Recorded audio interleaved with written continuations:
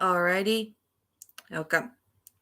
Yeah, it looks like my mic is working. It looks like it is. Alrighty. Okay. So, yep, I'm going to be doing a story time stream. So, I'm going to wait for some people to show up before I go ahead and, do anything. Before I go ahead and start reading, I'll wait for some people. Hello, Drusy. Welcome. How are you been doing? Guys, be sure to leave a like on the stream if you haven't done so. Be sure you leave a like on the stream. Hello, Thomas T Bone. How are you doing? Doing fine. How about you? Oh, that's good that you're doing good. I've been doing good myself. Yeah, be sure to leave a like on the stream, guys. If you haven't done so, be sure you do that. Like, be sure you leave a like on the stream if you haven't. I know it's been about a month since I last did a stream, but I've been really busy with a lot of stuff going on, so that's one of the reasons I've been busy. My mini vacation that I went early this May has been doing had went well. No issues or whatever. I've done very well. Although there was some ups and downs there, but other than that, it was pretty good actually. It was a pretty nice mini vacation I went to. I'm not going to say where I went, but you know. Hello, Marvel fan. Welcome. Hello, Nick Cooper. How are you doing? I'm doing pretty good. So, yeah, before I get started with, this story time stream, I'm going to wait for some people to come in. We'll chat for a little bit and then I'll get started on finding a story or two that we may like. I don't know if I'll do 2 hours, but we'll see. We'll see how it goes. Okay. Yeah, hello Vince, how are you doing? Yeah, super chat is available for those who want to donate. You don't have it's not required for you to donate. If you want to, that's fine. If you can't, that's understandable cuz I don't do YouTube for money. I do YouTube because it's fun. Hello Sonolek. How are you doing? I'm doing pretty good. I'm actually going on a vacation in June. Oh, lucky. That's awesome. I'm going to be horseback riding in the summer this year, so that's going to be awesome. Reason why I didn't do it last year was because I had some vehicle problems, but other than that, I'm not going to go too much into detail, but yeah, let's just leave it as I had vehicle problems. I'm doing good, just waiting for a new episode of Haluva Boss to start. Ooh, nice. I need to catch up on watching it. I'm glad you're streaming. I'm not having my best days. Aw, sorry to hear that you're having a bad day, Reaper of the Night. Well, at least I'm here. Well, at least I'm doing the stream. This is something fun that I want to make it fun for everybody. That's why I do these streams. They're fun. All right. So, before I get started with the story time stream, I'm going to wait a couple minutes as usual, but I thought, I talk with everybody, letting you guys know how you're doing, and then I'll get started on looking for a story or two to read, whatever it be a creepypasta or whatever. But as long as it's safe for work, that's fine. If it's NSFW, I will not narrate it. Hello, Leray. How are you? Leray, how are you doing? Doing good. That's good, Solnik. Sonolen. Atlantic. Yeah, I know your name's kind of hard to spell, but I get what that means. So, um, yeah. So I've been pretty busy recently, but I've been doing okay. I got another chapter of Little Bear in the City is done. Well, the story's not completely done yet, but I am still trying to get motivation to work back into getting that done. As soon as that story is done, in the meantime, I'm also working on a Teen Titans and Saw crossover. I got, I think, 3 chapters up already. I'm working on the 4th one as we speak. I don't know when exactly that story will come out, but whenever the story is finished or whatever, or whenever I have the time, I'll narrate the chapters for it. So you guys will be looking forward to that.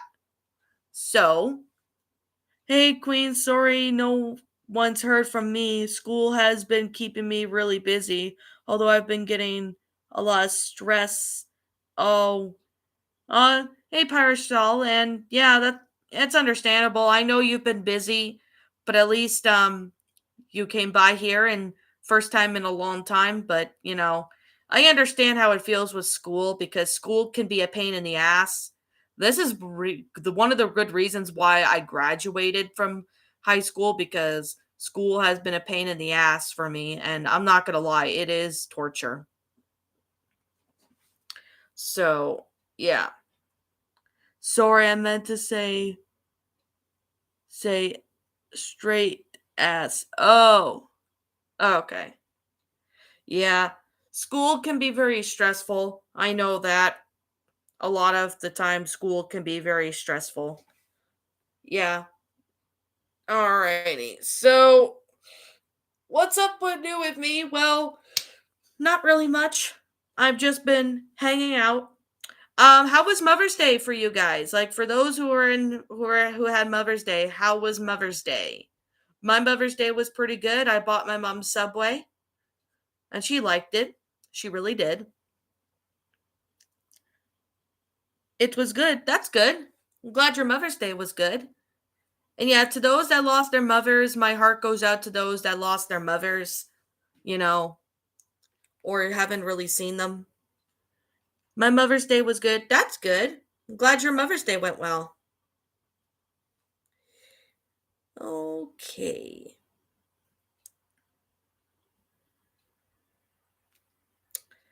So let's see. Mom's been doing good. I bought her tea. Oh, nice. That's awesome. I got my mom some clothes that she may like. So I got her some clothes, which she loved them by the way. I'm not sure how long I'm going to be live for, but I guess we'll see because I'm going to be doing a story time stream in a bit, but I thought, let me do a live stream and wait for some people to come on and then I'll get started. I'm happy that I'm graduating next month on June 15th. Amen to that. I mean, when I graduated, I was just glad I was done with school because school was a pain in the ass. Not going to lie, school was a pain in the ass. I'm going to be brutally fair and honest with you guys cuz it's been a pain in the ass school. Hello Ferox the Husky. Welcome to my stream. Reem. So that's actually one of the new followers of my channel. So let's make the new follower feel welcome.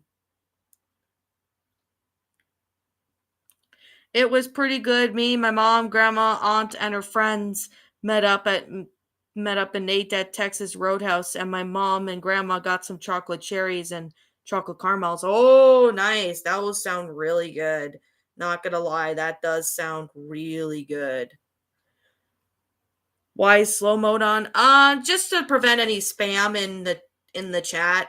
Plus, that will get me time to get to my to get to most of my comments because sometimes my comments go really quickly. Like whenever someone says, "Can you read my comment?" I have to like scroll up to find it if I could find it at all. So yeah, that's why. I might get the honor roll. Oh, I hope you do, Private Shaw. Hello, CJB Studios. Welcome. You're not late at all, actually. I'm just giving it some time for people to come here before I get started. I'm working on a Clifford for the Big Red Dog Feels pasta, but I'm having writer's block and it's a pain in the butt. Oh, I know how it feels. I know how writer's block really feels, to be honest. I mean, I've suffered from it a lot of times when it comes to stories. So I know exactly how you feel, dude. Alrighty. Let's see. So I've been doing pretty good myself. I know I've said it before, but for those of you who just came on, how are you doing today, Queen? I'm doing pretty good actually. My 2023 has been going really well so far. No one's been harassing me or anything, which is good. No one's been after me. I've been doing pretty good. No one's been after me, which is good. I've just pretty much just did my own thing, not bother with any drama or anything, to which is good because drama is something we really dislike. I'm so glad you like that Teen Titans Tower Photoshop I sent you. Yeah, I'm glad you like that I like it, CJB Studios. It was pretty good actually. It was pretty creative because I honestly, that image that Cyborg from Teen Titans Go looks like. Now, I'm going to say I'm not crazy on Teen Titans Go. I didn't really care for it. And while I respect people's opinions on it, I still can definitely say that photo was really awesome. What you did, CJB Studios. How's your dog? To tell you the truth, Parashal, and it's going to be bad news. My dog unfortunately passed away last year on August 16th. So, yeah, unfortunately, he passed away from cancer, to which I wasn't aware until I put pieces together until I found out. So, yeah, my dog would have been turning 5 this year if he was still here. But, yeah, unfortunately, my dog did pass away. If you get a new dog, it should be a Great Dane, like what Scooby Doo is. Um, We'll see. I'm sure my dog bear will send me a dog. I'm not sure what type of dog it would be, but I guess we'll see. I'm so sorry to hear that, Queen. Yeah, he was a good dog, although he had epilepsy and stuff, so he had a low immune system, so he was prone to have, issues. But yeah, at least my dog's no longer in pain. Also on Mother's Day, I watched a movie on Netflix called A Man Called Odo, and it was a pretty good movie. Oh, nice. I'm not dead. Hey there, Odd Ferret Studios. How are you doing? Oh, Mike, I'm so sorry to hear about your dog, Queen. Yeah, I know it's been about almost a year, Libre. I actually made a community post regarding that, but when my dog's birthday comes up, maybe I'll post an old photo of him, you know, and say he would have been like 5 years old if he was still alive. It's been almost a year since I lost him, 6 days after my birthday. So, for birthday this year, I'm probably going to do a horseback trail ride. So that's going to be awesome. Well, I lost one of my dogs almost 2 years ago. Oh, so you do know how I feel about losing an animal. Well, any animal losing is pretty sad. I understand how everyone does. Better than before. Oh, that's good, Odd Ferret Studios. So, yeah, I'm going to get started on looking at some stories to narrate, for this storytime stream. So I'm gonna look for that in the moment. So I dislike Anthony Durcott since he did something I dislike most people on the spectrum due to the songs and somewhat ruined them by putting them in major minor. I'm not sure who that is, Razor. I know how you feel because I lost one of our cats almost a year ago. Oh man, I mean that must have been very depressing. Okay, I'm going to I just to let you guys know, have you heard of Story AI Generator? Like AI generator that generates stories and stuff? I've been using that to make some creepypastas, and while most of them sound ridiculous because it, may fill with cliches or something, but I think I can actually do Story AI related generated stories, just to entertain you guys. I know some people have done them. So how do you guys feel about that? Also, I have been playing Teen Titans video game back on the PS2 and I watched the show, but I got bored and watched called Totally Spies. Oh, yeah, nice. I haven't played the Teen Titans video game in a long time. Yes, it's free, CJB Studios. There is a couple AI sites that are free, so you could feel free to, browse around on AI generated stuff like AI story generator. You could play around with different types. I know everyone has their different preferences though. And Totally Spies, I have watched it. It's a pretty good show. I haven't watched it in years though. Nice, I'll check it out when I can. Well, I'm sure you'll like it. So, yeah, I guess I'm gonna go search for a creepypasta or two to narrate.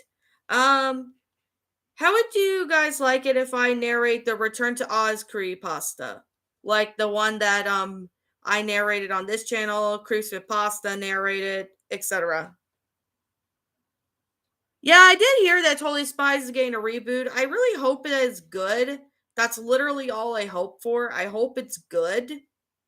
Like, I really do hope that it's pretty good. So, I do hope for that. So, I really do hope it's good. Did you see I managed to figure out how to get a direct rip of Catalan and Glacian dub? Yeah, I did see that actually. It was pretty nice that how you were able to do that. I've heard of it and I enjoyed it. It was pretty good. Oh, that's good. Okay, so I'm going to be before I do the narration on this stream on the Return to Oz, I am going to be doing one on let me see. I'm going to should I do Timothy's Bad Week or The Things Without Feelings? Which one do you guys think I should do? The Things Without Feelings or Timothy's Bad Week?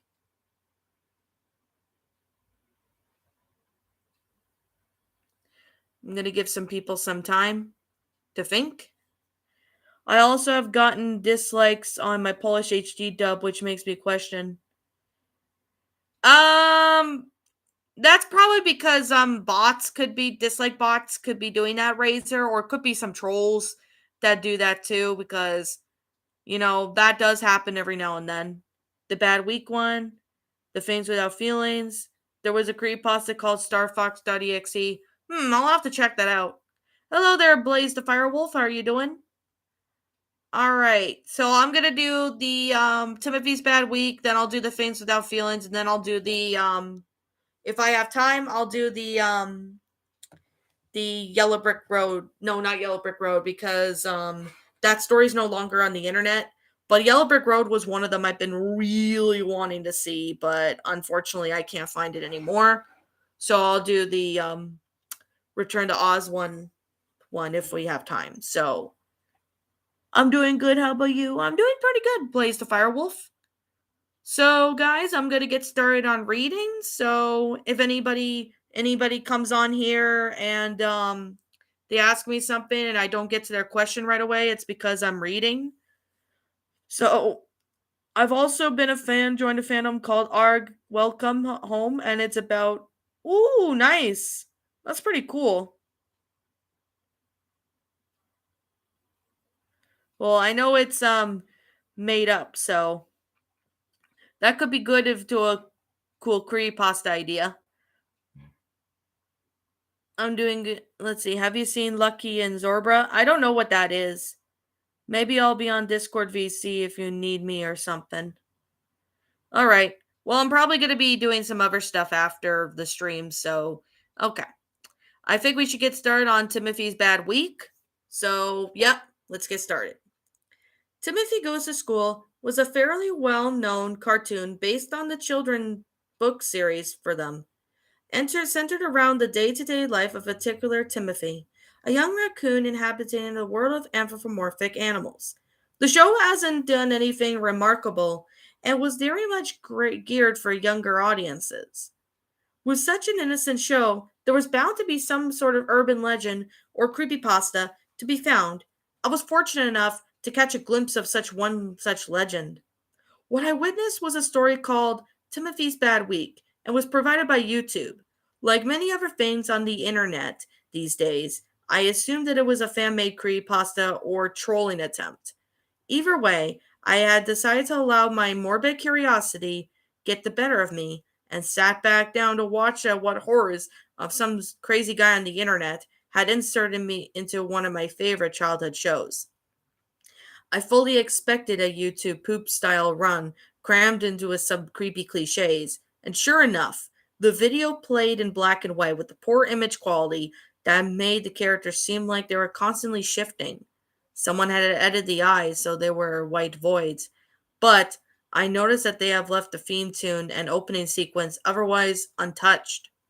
The following the intro, the video cut to black text and it read Monday, before opening to an empty seat with Timothy dressed for school, waiting at the bus stop. The animation is just as bad as ever, as I had done in black and white. With those edited eyes, I rolled my eyes a bit at this. Seems like everyone who ever wrote a lost episode had to do something freaky with the eyes. Regardless, I watched as the bus pulled over and Timothy got on with all the other characters that were on the bus, but it seemed to be a little different.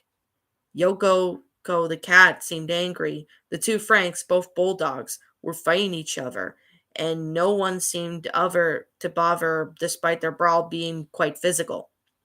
Next to the fighting Franks sat Doris the beaver, always depicted as a bit of a tomboy. She was in such larger than usual, to the point of looking morbidly obese, and keep crying as Fritz the badger and Claude the raccoon taunted her repeatedly from a nearby seat.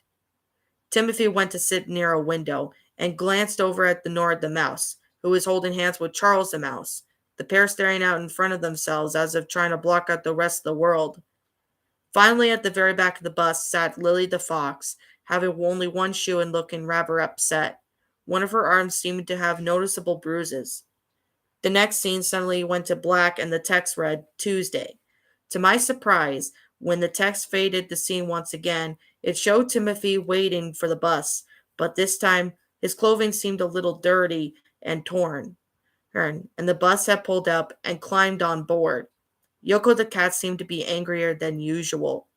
Well, but of course, the two Franks were covered in cuts and bruises as they kept looking at one another from either side of the bus, as if ready to fight again at any moment. Doris was also cowering in her seat as Fritz and Claude took the two palliating her with spitballs. No one seemed to notice or care.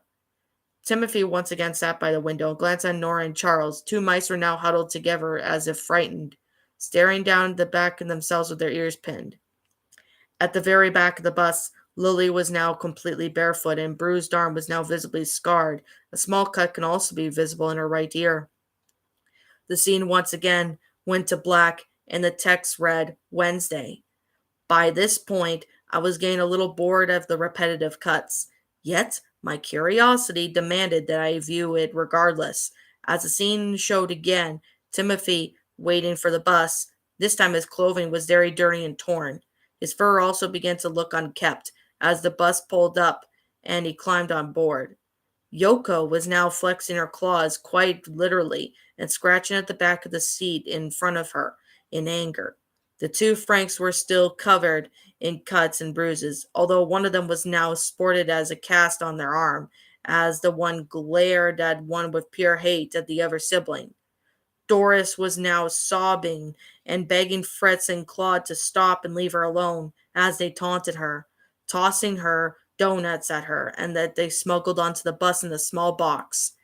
Timothy, as per usual, sat by the window, glanced over at Nora and Charles. Only this time Nora was by herself, looking unwell, and she continuously looked at the empty space where Charles had been only a day earlier. At the very back of the bus, Lily was still barefoot. Her feet were now covered in mud, and her fur was unkempt as her dress was torn. Her scarred arm now lying limp, as one of her ears now had a huge chunk missing. The next scene went to black once more, and it read, Thursday. I have to admit at this point it was a little unnerving. Whoever made this YouTube prank sure did a lot of time to waste, but then again, I guess I was no better than to continue to watch. The text faded to reveal Timothy waiting for the bus again. This time his clothing was practically falling off of him, and his fur looked like it was extremely dirty and unkempt. Once again, the bus pulled over, and Timothy climbed on. Yoko was nowhere to be seen. The two Franks were now down to one, who was covered in head to toe in very vicious-looking scars and trembled uncontrollably, muttering to himself. Doris was catatonic as Fritz and Claude sat quietly, looking away from her as seemed to lower their heads every now and then in the great state of shame. Timothy, as he always did, sat near a window, glanced over at the empty chair Nora had occupied the other day. When she noticed that she was gone, Timothy turned to Fritz and Claude for the first time, the pair once again lowering their heads as if to avoid the stare. At the very back of the bus, Lily was now covered in head to toe with mud, cuts, and bruises. Her clothing was shredded and her right ear was now bandaged. She had taken a rocking back and forth while singing Kookaburra Sits in the Old Gum Tree. This is when things started getting very strange, even by creepypasta standards. The kookaburra starts in the old gum tree song, continued to play over and over as the scene turned black and the text read Friday. The song then played on a loop, as now a familiar sight of Timothy waiting for the bus appeared. However, he was now on crutches and hobbled onto the bus with a look of anger. The bus was completely empty save for Fritz and Claude, and the pair were now sitting on either side of the bus, shaking uncontrollably as Timothy stopped and looked at both of them before he headed to the usual window. Then everything faded to black as the kookaburra, since the old Gumtree song, played the final time before the video cut off. After a moment, I thought I turned off my computer and everything went to do some work in the real world. The sign, while an interesting idea to watch this creepypasta, was far from the best. Nevertheless, I saved the link so I could show it to a friend who used to watch the show religiously just to mess with them. It took a couple days before I managed to get some said friend around just to I opened the link to show the story. To my surprise, the link ended up showing a normal episode of Timothy Goes to School, and my friend had a good laugh at my expense as I desperately tried to convince them I wasn't crazy. To this day, I have yet to fully understand where the real link and where the part of me truly wonders if I didn't dream it all up. And whatever the case of the story of Timothy's bad week, Sue went from a pasta I had to pretty much had hope to forget about it after a cheap joke on a friend into a long year's obsession. Maybe someday I'll find it again. Until then, happy hunting. Alrighty. That was Timothy's bad week. So let me see the comments. YTP Happy Mommy's Day. That's an idea. Yeah, so yeah, that was a good story. I actually really enjoyed it. I thought it was a good one. So I'm going to be reading The Things Without Feelings. I'm just going to wait a little bit and we'll see if anybody shows up. Well, I mean, most of you guys are here, but let me just chat with the chat for a bit. I like that story. Same here. It's actually a pretty good story. I remember Andal narrated it, and that's how I first discovered that story was from Andal. I'm here. Sorry, I was doing some things and I'm going to wait for the next story. All right. That sounds good. I was taking a shower while you were narrating. Sorry. Oh, it's all right. It's all right. You guys had stuff to do, but that's okay. I'm going to be reading The Things Without Feelings. So, yep, I'm just going to chat with you guys for a couple minutes before we get started on reading that one. All right. So, how did you guys like that story, Timothy's Bad Week? I also narrated it in my channel, so you guys can go watch it on my channel if you like. I already narrated the story, so yeah. Hi, Lions. Sorry I've been away from the streams for a while. Oh, it's all right, Robin, but at least you're here now, so how are you doing?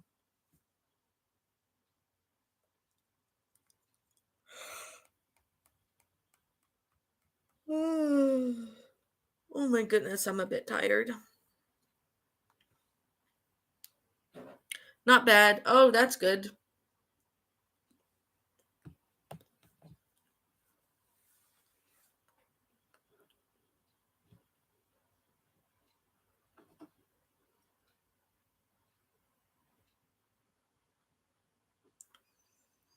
Sorry, I was multitasking while you were reading the story. Oh, it's all right, Blaze the Firewolf. I only wanted to say last thing. This week or next week, this Monday coming, will mark 9 years that my dad left me and my family. No, he didn't pass away. He got tired of us. Oh, wonder why he got tired of you guys. I mean, like, I don't know why he would do that. Um, yeah. I don't know why he would do that, Reaper of the Night, but yeah, I'm sorry for that rough time you went through. Because all honesty, I mean, he should have been being the bigger person and stood by your side and care for the family, not sit there and just leave them on hanging pretty much.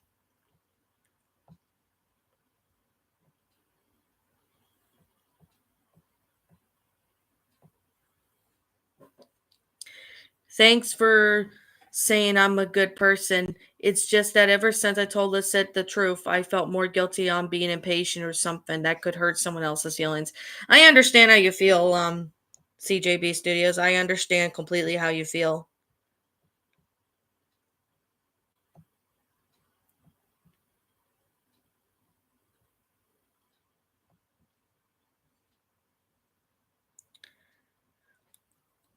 I'm still mad at him. He just didn't have the courage to say goodbye and told us. He told me he did, but then he told me that he, my brother, and I told him it's not the same thing. Oh man. Yeah, that must have been rough. I barely got to see my dad. Yeah. I only get to see him whenever cuz like he lives in a different area. Like he lives in a different city as me, so yeah. I barely get to see him, but I only get to see him when I go down to see him, so that's the only time I'll get to see my dad. I do text him every now and then though. See how he's doing. Wish him happy Father's Day, Merry Christmas, happy birthday, etc., etc. I'll be looking forward since you'll be posting your Q&A since it's been quite a while since your last one. Yep, I'm going to try and upload it this month most likely. So, I'm not sure what the day will be, but I will post it when I can. Anyways, guys, I'm gonna use the bathroom, so yeah, I'll be back in a bit. Um yeah, moderators, if any trolls come on while I'm in the bathroom, you block them. All right? So I'll be back in a couple minutes.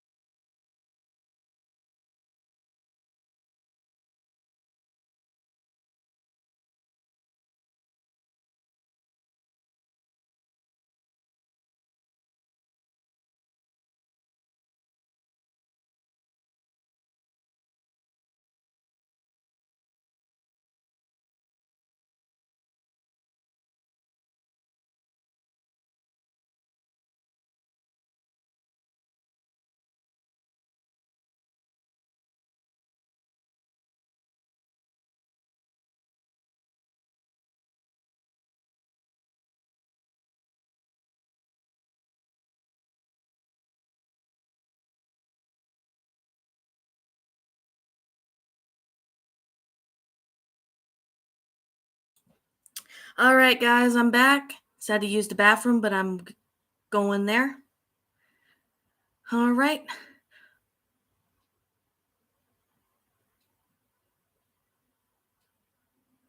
Yep. All right. I'll see you then, Robin.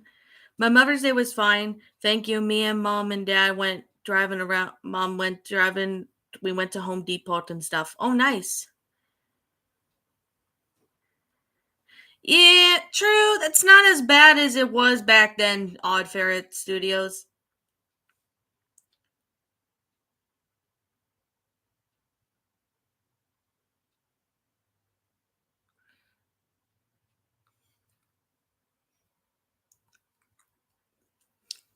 Man, that sounds pretty rough, Reaper of the Night that your dad did all that. That's really rough, dude.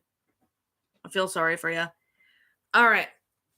So I'm going to be reading The Things Without Feelings now. Hey there, Lion Queen. I'm probably not going to be on the stream for long because of various reasons. Oh, it's understandable, Ekazi, the Pink Wolf. Wolf, at least you're on here to for a bit.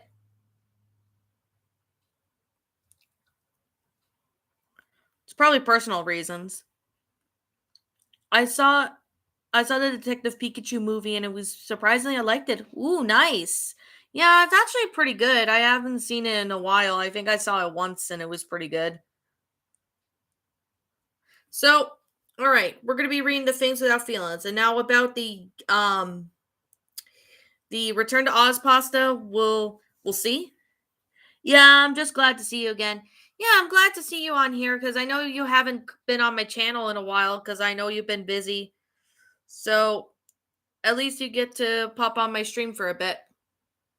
All right, so I'm gonna be reading The Things Without Feelings, and we'll go from there. All right, let's begin. And I'm going to say right now, anybody that just comes on the stream and I don't get to their comment right away, it's because I'm reading. So it's the odd things we remember sometimes. I was walking down the toy aisle a couple of days ago, looking for something to give my soon to be 3-year old niece for her birthday. Everything was brightly colored and cheerful, starting with the turtle with a head that bobbed up and down when you pulled on its tail, and the ending what looked like a mashup between a dragon and a fairy princess colored in all pink. And there, dead center in the middle of the aisle, was Lucy gathered bunch of Care Bears toys. Cloying and sweet, their eyes light up at me, as if to say what wonderful gift they would have to me for a small girl of 3. I reached down and picked up the dark blue Grumpy Bear. Out of all the bears, he would, though, went through the least changes over the years. I think it's because his mind is the strongest, and he had no need to change his shape or form to keep his sanity. I put the bear back down and gazed on it, the one odd thing to think of. But then again, it was an odd Care Bear's tale I had seen too. Maybe I thought I saw the whole thing has quality of a fever dream to it, which was appropriate since I was sick at the time. And as I looked around, I saw the little storm cloud on his tummy, and I remembered. It was a sunny afternoon in March, a temperature of 101, and vomiting had kept me home from school that day. I had passed the worst stages of my sickness earlier in the morning, and was now thoroughly enjoying myself on the couch, consuming anything my TV would throw me away. My mom had left to do some errands, so I was alone in the house. Normally, I would be abused in this freedom by raiding some ice cream out of the freezer. I was too tired and still slightly nauseous to do so. That might explain why I didn't change the channel when a brightly colored Bears came on. At 9 years old, I had far passed the stage where Care Bears should have been an okay thing to watch. But tired and still slightly sick, I let it play.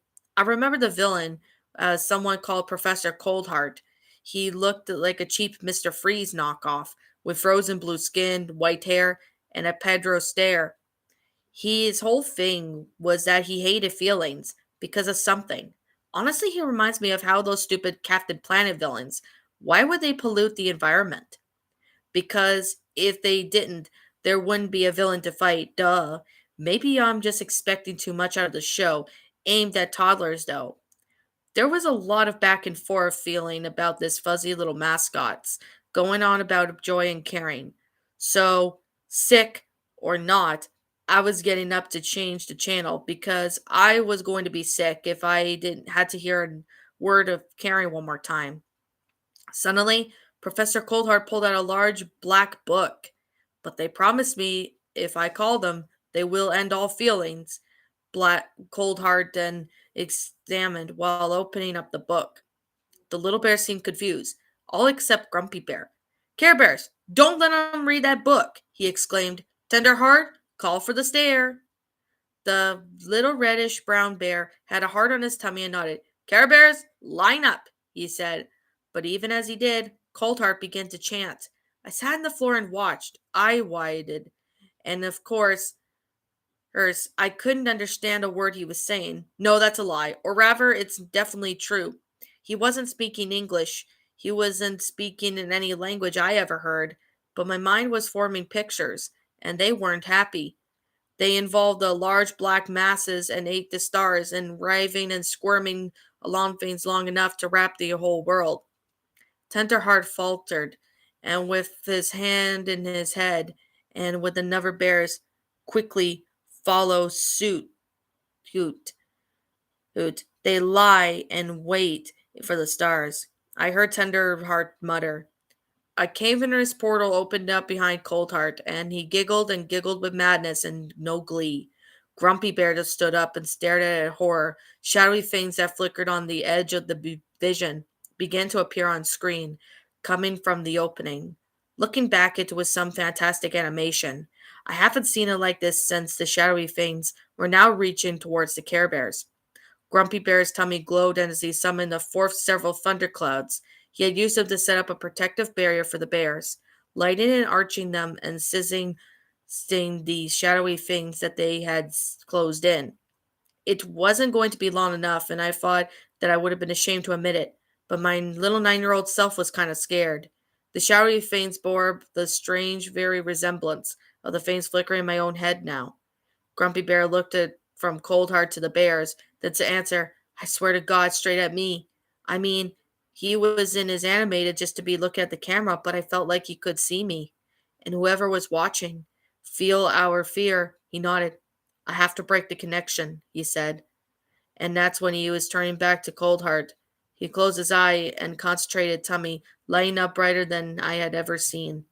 A gigantic thundercloud appeared above them, filling up the entire building.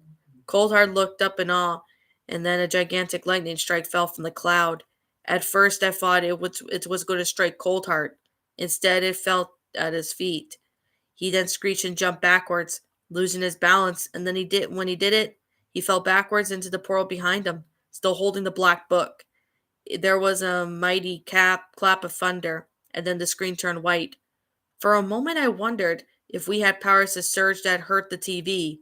After a few moments, when it cleared, Grumpy Bear was going to each bear now, picking them off the floor and patting them on the back, saying a few encouraging words. I can't live with it, a green bear with a clover on his belly said. I saw so many things. Don't worry, Good Luck, Grumpy said, patting the bear's back. You don't have to. None of you will. It then rolled to the credits. I crawled back to the couch and hauled myself back up. I was slightly disappointed. I wanted to know what Grumpy Bear meant. But I pushed it back in my mind. It was just a Care Bears episode after all. I remembered the first movie came out slightly afterwards, serving as sort of a reboot to the franchise. No more Cold Heart and a bunch of different pastel colored animals to play along with the bears. I never saw the episode again, and I never bothered seeking out.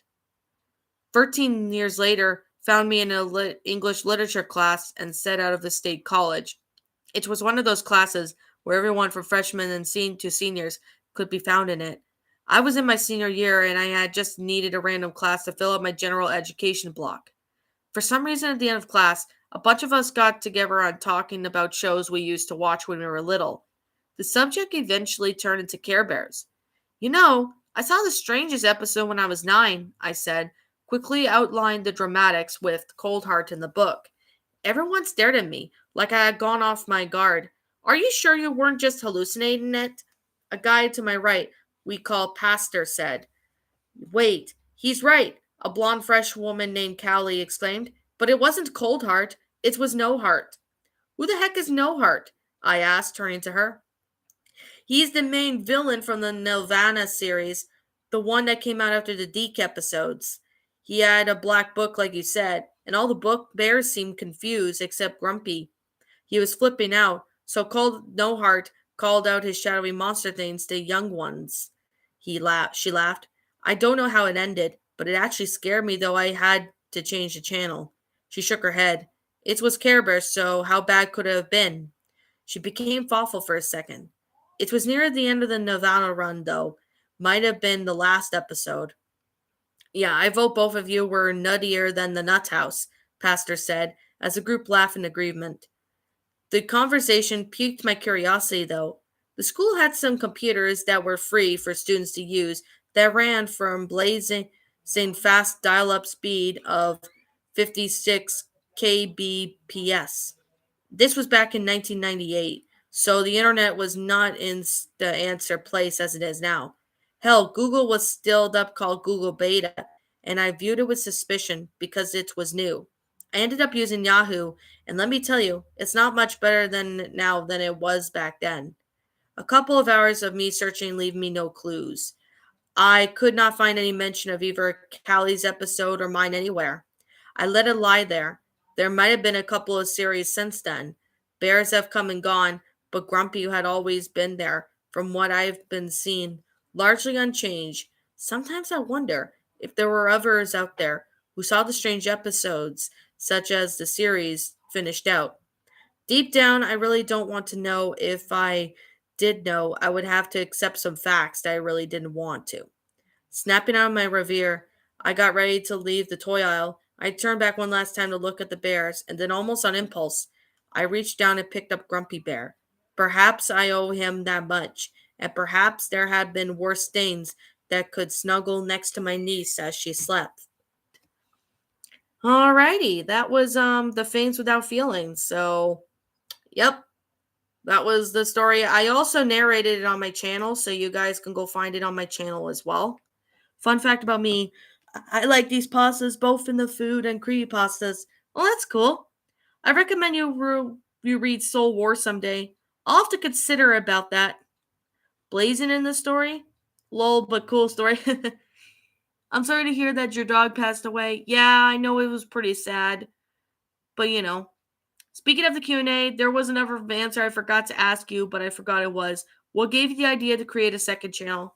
Mainly to answer that question, CJB Studios, I created my backup channel in case of something were to happen to this one. Like, let's just say in a few years from now, something happens to this channel, like maybe a couple years from now, something could happen to this channel.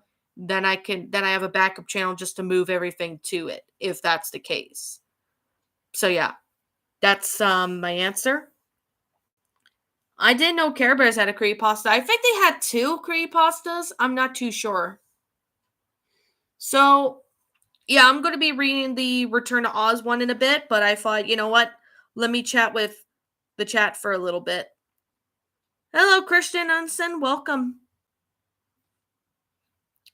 So, yeah, I'm going to do the Return to Oz pasta that I did. It's already on my channel too, so you guys can see it. I need to learn and hear more creepypastas, but I do pasta the food. That's understandable. I still find it crazy to believe that it was made by you. Well, it did. I made it myself. I made it back in 2019. And I will say right now, do not make so many alt accounts, because if you make so many YouTube accounts, yeah, YouTube can, easily track down if you're making too many of them. That's why I have one for my main, which is this one, and the other one, which is my backup channel. So I wouldn't recommend making too many YouTube accounts. Do like I meant to say, whoops, type too fast. That's all right. Pasta all day. Oh, have you gotten the chance to read my story on my first Sona Blaze the Firewolf yet? I will try and get to it very soon, Blaze the Firewolf. I'm not sure when that will be, but I might take a look at it maybe tonight if I can. If not, I'll try and look at it maybe this week if I am able to. So, yeah. I'm going to be reading the Return to Oz creepypasta.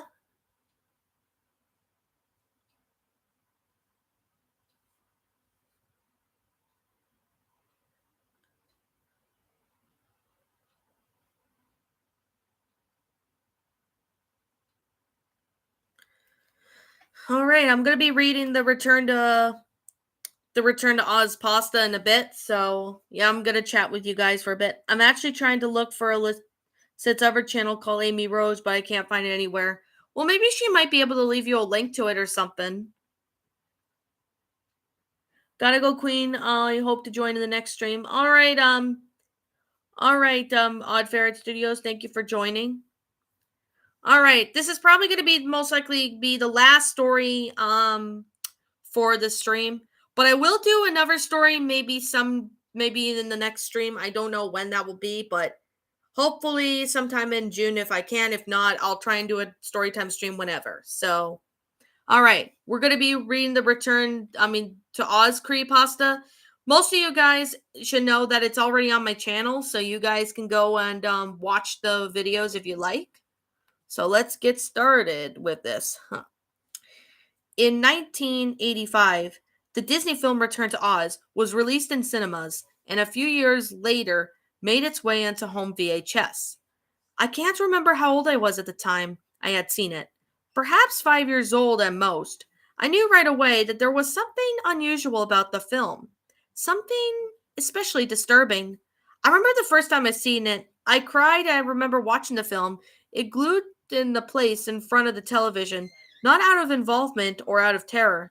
Truth to be told, it's a bloody scary film. Now, before you groan and go read something else, don't worry, this isn't the story of some haunted videotape. The film itself played out perfectly, such as possible. Dorothy didn't turn the camera and start screaming like blood pouring out of her eyes or some stupid crap like that.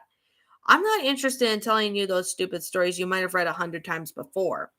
I just want to tell you how I felt when I watched the video. For some strange things that reminded me about. It's a strange story, and I really wonder quite what the producer, Paul Malasky, was thinking the whole time. I know that the power behind the film didn't really rest with him. Instead, it was rested with the film's director, Walter Murch, a specialist in sound and editing. Of course, much to the Murch work on the editing for films like The Godfather and The Apocalypse. But now Return to Oz? This was the only adventure he got into directing. I keep thinking that something may have happened to him during the production of the film. Maybe something that put him off directing any films from then onwards, but that's just my guess. My mother got a copy of the film on VHS. I remember it distinctively because she had so much of a copy of the old Judy Garland musical version. She loved that film, and I was somewhat less impressed with the SEPA opening. And for a child who was used dancing, and the witch didn't impress me. All the sets were just too false, and I around found myself not appreciating the film. My mother just fought, though, when I was an adult. She had pretty much told me about Judy Garland's drug addiction and her gradual fall from the Hollywood grace, a story that felt equally tragic to anything on the silver screen. Return to Oz, however, wasn't really a sequel. In the fact, the only thing I connected to the musical version was the presence of the ruby slippers, which there were silver in the original book, but my mother was still excited to see it. So we had asked a friend to find her a copy of the film, and we had watched it. The film tells the story about Dorothy's return to Oz, or the wonderful land of Oz, or at least it should have been wonderful, but it really isn't. She is desperate to go back. When we first meet her in the film, she is very depressed, miserable, and lonely. The very first image of the film is her staring sadly into a dirty mirror before her lone family took her to a hospital. At the hospital, which it transpires more of an asylum, Dorothy is introduced by a Dr. Keene to try out the newly invented electric healing machine. The doctor introduced Dorothy to it, pointing out the machine's features. Here, he explains, point at the voltage meter. Is the mouth, and here, he explains, pointing to the switch that will send the crackling shocks of electricity searing through the young girl's skull. This is his nose. She was escorted down the bowels of the hospital. though through the tall and towering hallways, and locked within the barren, empty cell. That night she is strapped onto the hospital bed, and would sit the screams of other inmates echo throughout the hospital. Is this secured to the electric machine?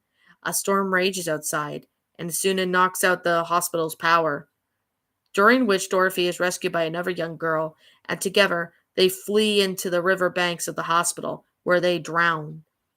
Dorothy returns to the land of Oz. She journeys there in the ruins of an old crate floating down the river. That's the way the story goes, but that's not all that happens. In the old Wizard of Oz film, the one with Judy Garland, Dorothy's house was plucked out of the farm by a hurricane. We all know that hurricanes don't move people from one location and then drop them gently and carefully down another.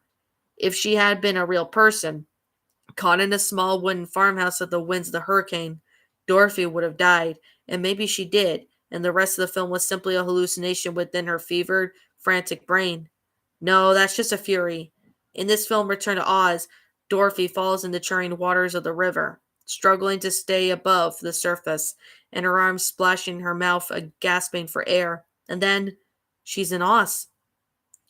And for a few moments, everything seemed fine. Everything seemed quite happy as she finds her talking chicken, Bellina, who offers to travel with her on their way to Emerald City. Along the way, she finds a tree which disturbs lunch boxes filled with really made sandwiches, almost everything that may turn out all right once they get to Emerald City, because she'll be able to get back to her farm. Her farm where she starts sitting, and staring into an empty, dirty mirror, her eyes heavy with despair. David Kerr of the Chicago Reader described the film as bleak and creepy, occasionally terrifying. You don't want Dorothy to go home, not into the world full of doctors who want to rip her happiness from her, from the nurses who tied her down, from the towering hallways, from the electric machines with wide grinning mouths. Soon Dorothy finds herself in the farmhouse, the one which she crashed in her previous visit to Oz. It still sits in the overgrown forest. No cheerier dancing munchkins could be found anywhere. Only wild vines and twisted trees. Dorothy wipes the dust that inches its way over the windows, trying to see what's inside. Then she finds the yellow brick road, only to realize that it has been uprooted and its bricks have broken and shattered. The land that she wanted to go back to is twisted, nightmarish, and hostile. The old farmhouse that she grew up in the small village in the rural area of Cornwall. She had her farms all around the landscape, and I could climb up one of the small, gently sloping hills and looked out into the horizon, and to only see the fields of wheat, for as far as it went, that was my Kansas. I think it was late summer when I found the old farmhouse. I had gone out to explore, despite my father's instruction to stay in our house garden. I hiked the way over to the old crumbling stone wall that bordered our garden, and then made my way into the fields, venturing as far as I could before the sun would set. I avoided the fields with crows and the towering things, and the clouds above gradually began to grow dark and pernicious. I had gone further than I had before, keen to examine the small crops of trees in the distance that I had never been seen before. It was there, down there near the front of the hill, that I had seen the old farmhouse just for the first time. I hurried down the house and then ran up to the windows. They were etched with dirt. I could barely see anything through them. I stood up on my tiptoes, trying to look through them, and I could only make out a brownish haze. I scrubbed on the windows, and as soon as I was able to make inside the house, it was a disarray of chairs tipped over and a table lying broken in the corner. I could only make out the doorway leading into another room. But whatever lay there was out of sight. It wasn't the same house, but the layout was different, and the ruins inside of it looked different. But in itself of the house made it almost perfectly fit. It almost was just like my own version of Dorothy's ruined farmhouse, transported here not far from home. I wanted to get inside. I don't know why. Perhaps I simply it was there, and perhaps I because I wanted to get further down like Dorothy did in the film. I pried the window open, and under the house, the witch lies dead. I crawled inside and it felt warm, as if the air itself was hot.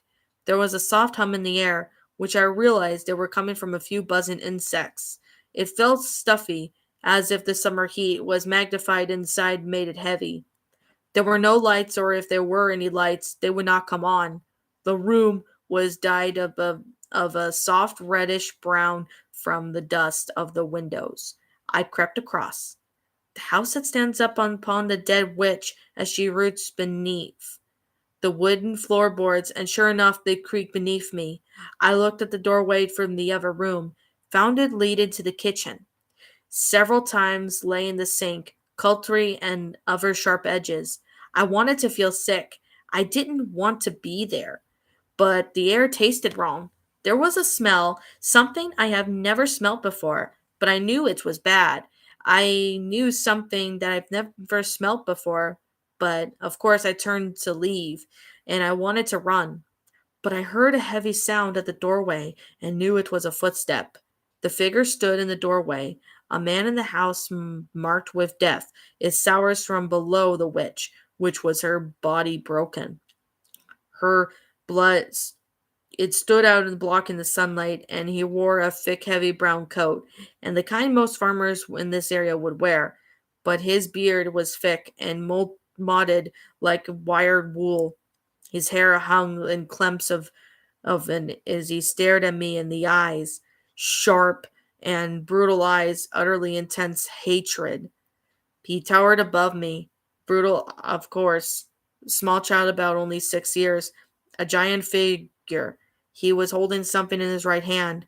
I could not see, but I thought it could be sharp and pointed, stained with mud. That had to be mud. The man opened his mouth and roared at me, his teeth crooked behind the mane like beard, releasing every echo in the old broken house with his words, "Get out!" I ran. I turned and then ran out of the house, charging through the kitchen and pulling myself through the window, and fell out onto the field. I didn't slow myself down for a second. I tripped and fell onto the mud at the base of the window, but I didn't stop. I kept running. I didn't look back. I ran over for the field and through the trees. I was gasping for air, my legs hurt, but I didn't stop running until I got home. I didn't notice that it was dark and the sun had set, and the dark of the night that covered the village. I slammed my door shut, blocking out the man and the broken farmhouse forever. My father came downstairs when he heard me slam the door, demanded to know where I had been and what I had been doing. I didn't want to explain. I didn't want to tell him what I'd been doing, Wayne, so I lied. He demanded to know more advertently, telling me that it was late and he knew I was lying. I eventually did tell him. I marched up to my room, and of course he ordered me to lower my pants and lay over my bed, where then he removed his belt, thrashed my butt until I was screaming and crying rapidly. He made a promise me on a threat that the same punishment it will be delivered again, and I would not ask to sneak into people's houses again. I was still sore for most of the next day. I had no idea until years later as to why he had grown so angry with me. When he did find out it was in my teenage years, our family had moved away from the village into a small house in a large city. The change had been considerable, not just in terms of the building, but just out of the new lifestyle. It became impossible to avoid hearing about the world around us because I no longer had my parents' continual presence to shelter me from the information that you could find on the newspapers or the internet. It had been the evening news that I had seen a photograph of the man in the old farmhouse. The news reporter had explained that he died in prison, serving his life sentence for the murder of 4 young children, all aged between 4 and 9 years old. He had been arrested a month later after my dad taken his belt to me and made a promise not to venture into strangers' houses again. In prison, he had taken his own life, and the news didn't say how, but I later found out he had broken off a sharp edge of his toothbrush and swallowed it, slicing his throat. He choked to death on his own blood. Dorothy continued her journey down the broken ruins of the Yellow Brick Road. So did I. When Dorothy arrived at the Emerald City, she finds herself all of her friends, but they have all been turned into stone. They stand around the ruins of Emerald City as their bodies were lifeless. The city is abandoned, only with their bodies left gray and stultic. The Emerald City was a mausoleum. It was unoccupied. One of the most terrifying moments of the film remain the living occupants of the city. It trembles into view, moving on four legs, each leg and ending with a screeching, rusty wheel. At first, we see it was a face of a black, twisted mass of tissue and muscle, corrupted into a maniacal grimace, eyes peering out with the cold, biting glare, and it was then it lifted its head up, revealing at it with its previous face, with simply a false one. It's a true face hiding behind it. It laughs. Come here! It rasps in a guttural scream. It laughs and it laughs. More of them appear. And of course, three or four, the whole gang, Dorothy flees. And I could clutch my hands to my eyes, hoping to block them out and just make the nightmarish creatures go away. Dorothy finds the locked in the old chamber of Emerald City and a maniacal guardian called TikTok, who offers to protect her from the wheeled monsters. The creature has its own mechanical face, much like the one from the electric shock machine used back in the hospital in Kansas. But it is Dorothy's friend, and it fights off the Wheelers and discovers that Emerald City has been taken over by an evil witch named Mombi. TikTok isn't terrifying. He's a friendly, magical creature.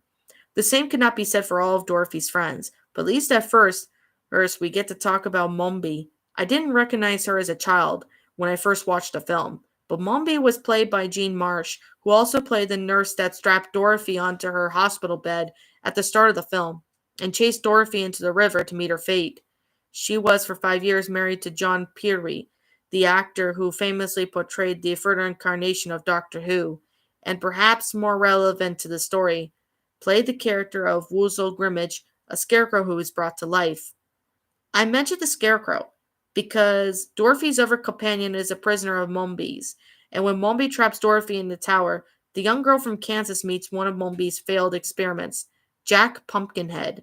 Jack is a terrifying creature, taller than any adult actor in the film, with a stick and thin limbs which seem to go on forever. It stands unsteadily on its long legs, wearing tattered old discolored coat, its fingers ending with the long reaching branches. At the top of its neck sends a pumpkin on place for a head. When the creature moves, it does so in a sharp and sudden jerks, pulling its hands along as if they were alien parts of its body. Its voice sickly sweet, provided by Brian Henson. Brian Henson is the son of the famous Jim Henson and is now a chairman of the Jim Henson Company. His voice is certainly the softest part of the otherwise terrifying creature. If you've seen The Nightmare Before Christmas, you may find some really interesting similarities with the film's lead character, and at several points throughout the film, Jack's limbs will break and fall apart, having to bound to be back to place with rope. Dorothy's only way to escape from Mombi's tower is to steal the powder of life, to which the witch uses to bring the pumpkin head creature to life. She then stores the powder in then the glass cabinet, along with her other spared heads. And yes, of course, this was the case because as she changes it to her fit or mood. They sit in the cabinets as she changes them, but of course they are all looking purpose to be asleep, but each head is very much alive. That night when Dorothy attempts to steal the powder of life from the cabinet, she accidentally wakes up one of its disassembled heads. Its eyes unfortunately snap awake, raspily voiced as it screams the girl's name, Dorothy Gale! And other heads would start to scream. They would pretty much scream. And of course, they screamed and screamed. Their echoing cries woke up the witch herself, who rose from bed, nightgown flowing like a spectator, and the space on her shoulders where her head would be utterly vacant. A headless figure stumbling towards the young girl, arms outstretched, while her hands screamed in utter terrible illusion. We had seen being in the city for a year, and I'd been enrolled in a new school. It was far larger than I was accustomed to, and some of the boys start off the year that I had been brutally mocking. I was labeled as a farm boy and treated like an outsider. Over the course of the months, over the course of the months, they had forgotten about my differences, and soon I simply became one of the other school kids. I had seen him in the schoolyard. I didn't know his name, but he was a bright young kid with a splash of sunlight blonde hair. I think he must have been around 11 years old. About my young eyes, he could have been older an infinite number of years. He was a big kid, and as a big kid, I tried to avoid him because he and his friends were loud and obnoxious. He was in the upper years of school, and as a result, he didn't have to wear a uniform. None of the upper years did, and so the big kid pretty much wore whatever he wanted, usually a white t-shirt and jeans. I don't think he'd be ever have spoken to me, but I barely remembered him noticing me. Because of what had happened, barely remembered him. It was the summer and I was off school during the start of the summer holidays. It could have been more than a week since school stopped, and it was just a few more weeks before we were even due to head away to Seaside to spend our holidays in the sun. It was already a nice day, though, and the sun was warm outside, and the cool air wind was in my air. My mother had taken me to the city center earlier that day, as she wanted to pick up a few items from the large post office, where packages were sorted. I was feeling rather sour as my mother ventured out to do daily shopping had interrupted me for watching morning cartoons. Nevertheless, I had touched along, and the promise that if I behaved, would rent out the film at the video rental store that evening. It happened a long time since we rented out Return to Oz, and the film had faded away from memory as was excited. I was keen to see what could have happened in the dark video in the rental store. My mother was already certain that she wanted to rent out the Judy Garland musical version of The Wizard of Oz and relive her childhood love classic. This was years before blockbusters came to England, and video rental stores were like little small stores owned by enterprising individuals looking to break into a new market. My mother parked the car just a few yards away from the store and got out. The wind was starting to pick up and was starting to feel a little cold. I grabbed my coat from the back seat of the car, pulled it down. My mother looked over to me and said, "I'm going to pop into the bakery for a moment." The bakery, I should mention, was on the the corner, two stores from the video rental store, with a small barber shop between the two. "Wait here," she indicated as she went to the front of this video store. I waited. I wasn't going to argue. I was certainly that I wasn't going to disobey. The promise of watching the new film in the evening was enough to ensure that I awaited what felt like an age, but I'm not sure no more than a minute, when I heard the shouts from the other side of the street. I looked over and it was the big kid in his white t-shirt and jeans and his bright blonde hair shining especially bright in the summer sun. He was on a bicycle along with three other friends. I recognized all of them from the school. It was not just like the big kid, but I don't know their names. They were shouting at each other, circling around on their bikes doing small tricks. One of them, being the big kid's friends, would make his bike hop and back and forth. The other would swerve his front wheel while standing up on the pedals. The road was quiet. After about a minute, the group moved onto the road, riding around the parked cars. It was peaceful morning, about 11 o'clock, when the boys were cheering. One of them made its bike hop up to the pavement, spinning on the handlebars around as he did so. Not a single other sound broke the summer day. I watched the big kid and his friends doing their tricks for a moment, and then turned to look at the window at the video rental store. The windows was filled with posters. I was curious to see what films they were advertising. I looked from one to the other, and they barely noticeable when the sunlight dimmed somewhat of a cloud passing by the sun. Right next to the light brush of wind, it felt a bit colder. So I wrapped my arms around myself and waited for my mother. That's when I heard one of the big kid's friends cry out. The truck must have taken the turn off the road too fast. I didn't see the turn, but when I heard the cry, I turned to look, and tearing down the road, it was a huge truck, massive, towering, and ferocious. Its carnage smashed into one of the cars from the far side of the road. The boys on the street started to turn and run, plus panic in their steps. One dropped his bike and ran down his feet instead, the scream of the truck's brakes suffocating its own screams. The big kid didn't move. I don't know why he didn't move at all that time. I realized that he was rooted into the spot by the fear. His shirt whistled around as he stared at the truck, eyes and open mouth, a scream echoing from his mouth. He tried to raise his hands over to cover his face, as if thin as his arms would offer him. The magnetic 10-wheeled truck that was charging out of control towards him. He was screaming and screaming and screaming. The truck then bore down the street, even though it's almost 30 foot from where I was standing. I felt the air hit me like a hard gust as it charged down to the big kid where he stood, his body buckling underneath it, folding it like it was made out of paper. His head at the height of the top of the wheels, it was tore free.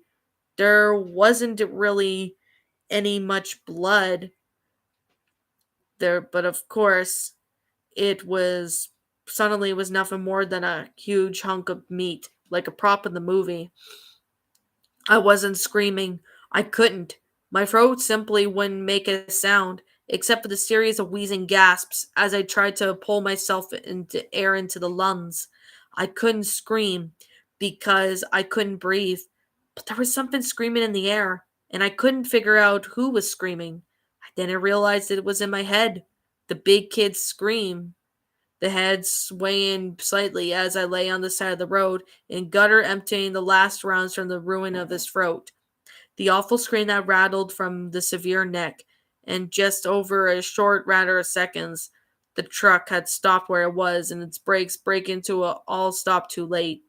But it's beneath its wheels where the big kid's body twitched for a few moments more, and then his arms were playing out like the last moments of his muscle from his shoulders. The witch kept a collection of heads. She changed them and she would wear a different one depending on her mood.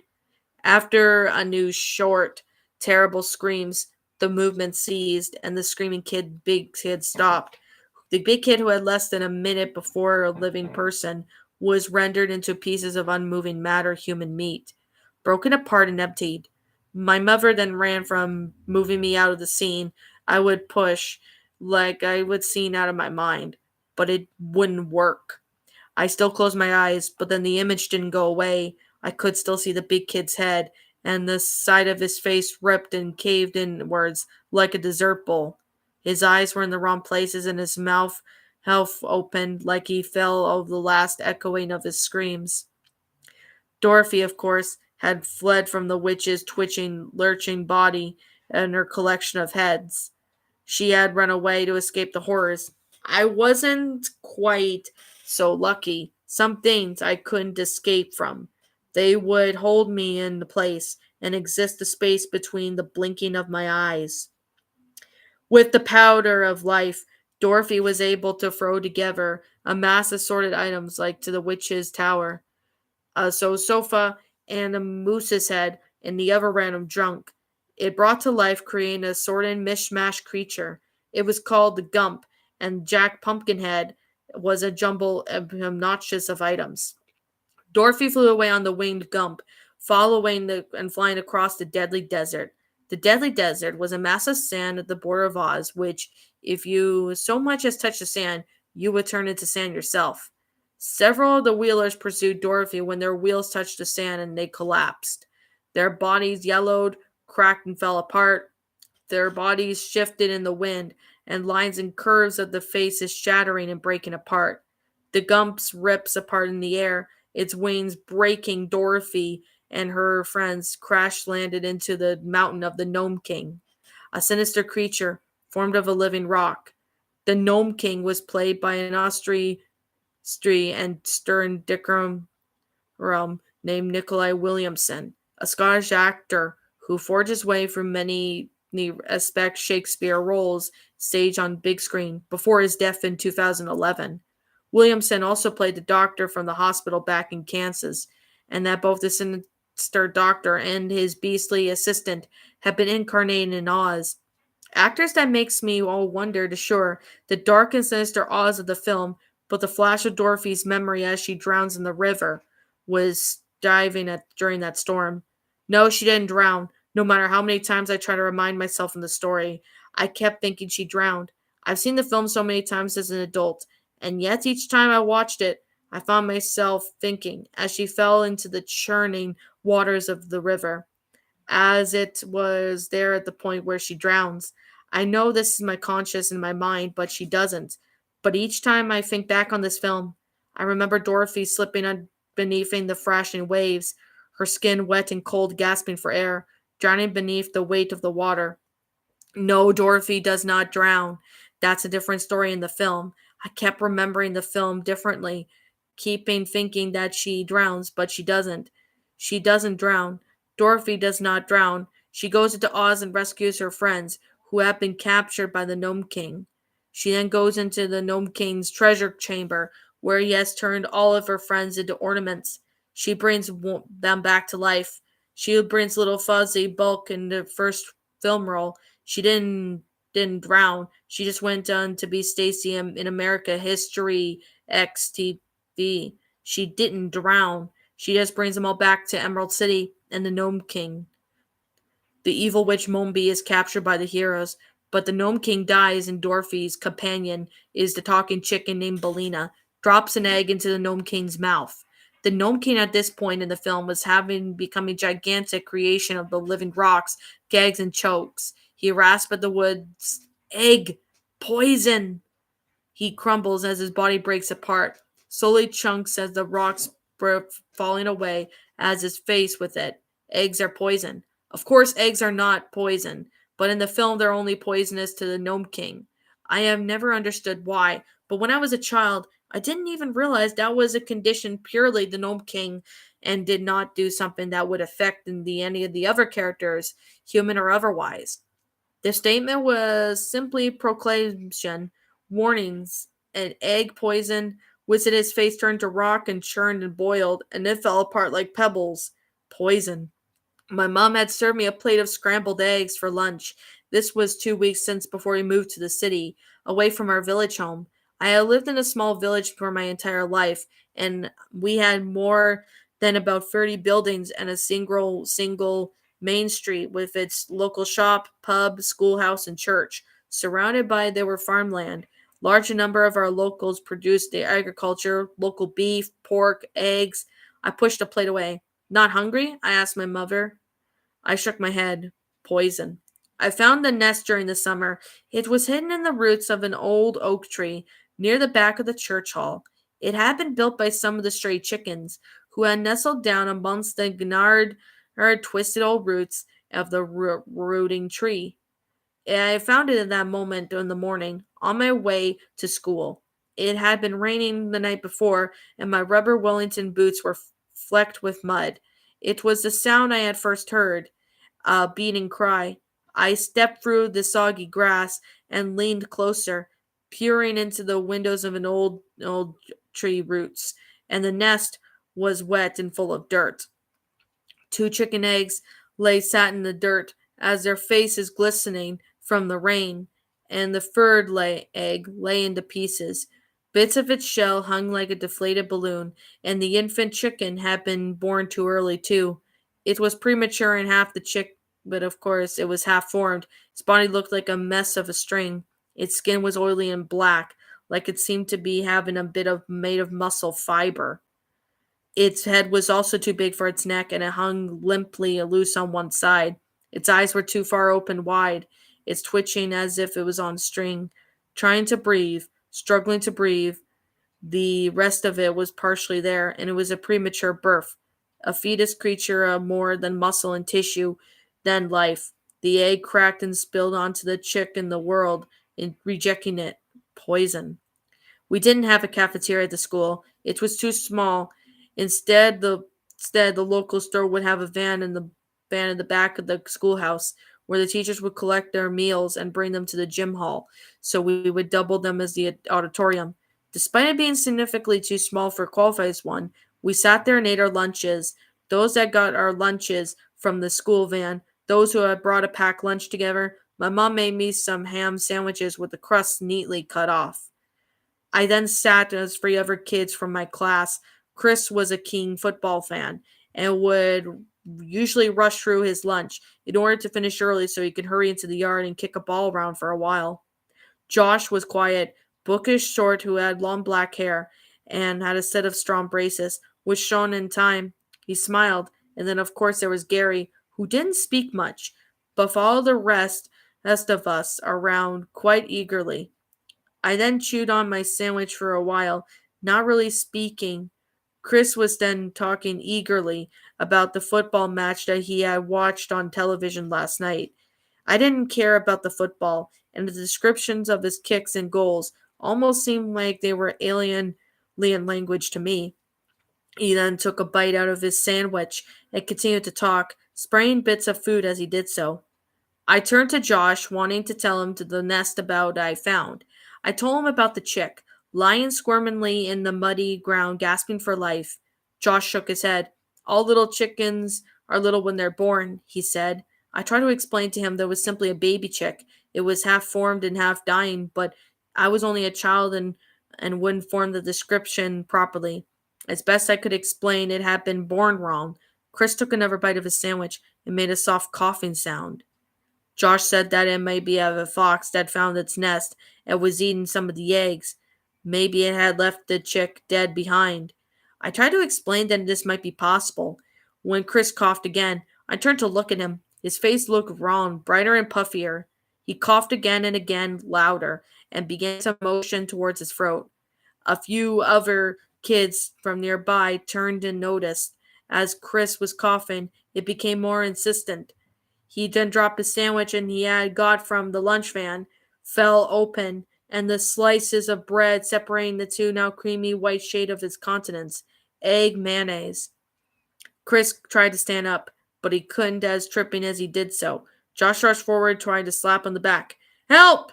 He shouted. Chris was clasping at his throat now, and his face was flushing from a pale to red, a deeper, more blood-like shade. He was growing frantic. He began to panic as he was wheezing for air, the breathe, trying to desperately fill his lungs. He couldn't, as without any air he would drown, choke to death. But it wasn't right. That wasn't right was killing him. I knew killing him was the poison, the eggs in the sandwich. The teacher was running over, but Chris had fallen to the floor at this point, his rasping gasp for air small in the hall. He then twitched, thrashing in the air, his skin turning a darker shade of red. And I thought who had been doing every same. It grabbed the teacher's arm. It's eggs, I said instantly, the eyes stinging as I felt tears in them. The eggs were poisoned.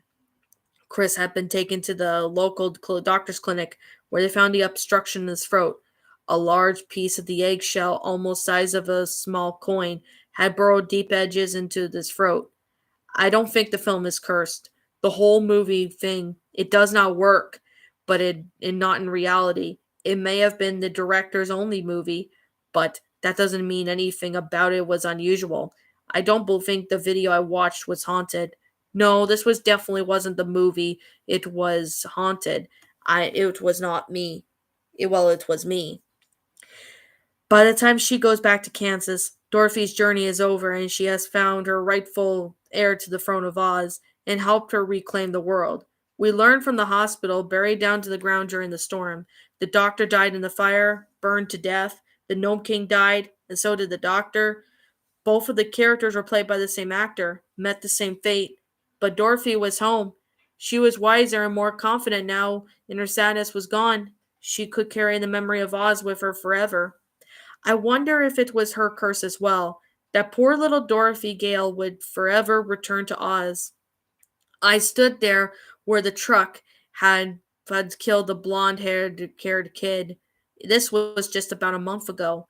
I was in the city for business when I just finished a project, the shooting for a new film. I was 12. I watched a movie called Cinema Paradiso, a classic modern Italian movies. It follows a story of a young man who grows up in a small village and who, to the local cinema, had a major impact on his life.